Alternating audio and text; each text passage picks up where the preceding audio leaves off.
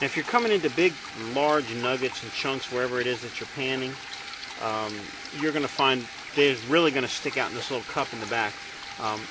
But if you have smaller stuff, which is what we have here, you're going to want to run this stuff through the pan as well by hand. It just kind of breaks out the big stuff from the little stuff. I always like to pan my dirt several times that way.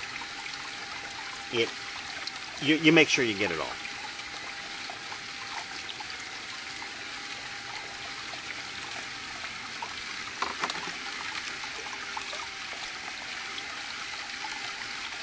Now we got it moving up top there. Like I said, I'll go through all this dirt and I'll look at all the little rocks, make sure there's no gold there that we're missing, and good to go. All right, let's take a look here. Now we shut it down. What I do is I pull this cup off the back.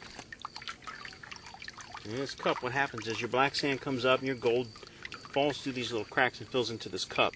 Now you get some rocks and pebbles. Like I said, you really want to classify it down smaller than what we did here, but this stuff you definitely want to pan.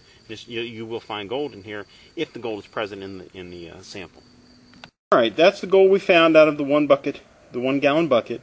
It went mostly through the spiral panner, came out the back.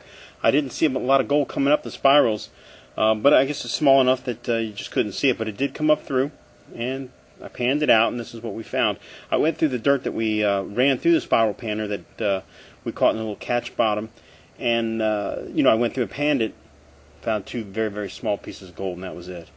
So the spiral panner actually does work really well. So it's something to think about if you're seriously interested in finding gold. All right, that's it this week on Rock Raiders. Remember to always ask permission to go on someone's property. Always respect their property, and always remember to clean up after yourself.